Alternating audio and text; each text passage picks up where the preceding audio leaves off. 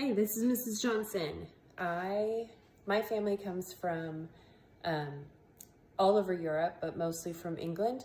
And so I am going to be making English scones the way my grandfather was taught by his father. So you start with a dough, and so right now I'm activating the yeast.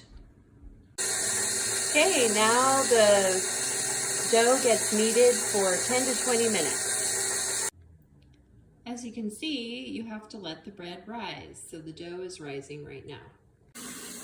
Okay, the dough has risen, and so now we are ready to start frying the bread to make the scones. So traditionally, the English would fry foods, and you fry foods in places where you're cold, and the fat would help give you energy and fat for your body. But we are using vegetable oil or we're using Crisco instead of lard to do this, only just because it's easier.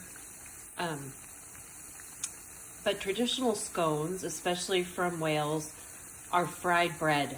And so I'm frying up the bread. I've got to turn it now. So you can see they're like this nice golden brown color. When they come out, when they're done, you take them out, you let them cool a little bit, and then you spread jam on them. In the United States, with my family, we also add like powdered sugar or sugar, so they're more like a donut than they are just fried bread. But it's just a regular bread dough, and it's fried.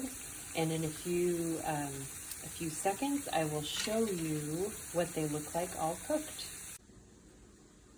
So here are some completed scones. You can see they have the jam on them. They are not like what you would find at the Starbucks. My great-grandfather taught my grandfather, who taught my mother, who taught me how to make these Old English scones, which is basically fried bread, and they're great for breakfast or dessert or whenever you want. Okay, so here is the family eating scones. I almost cried. She almost cried for scones. I did cry. Corey is eating scones with sugar on them, and Elijah is having powdered sugar. And you saw mine earlier with the jam.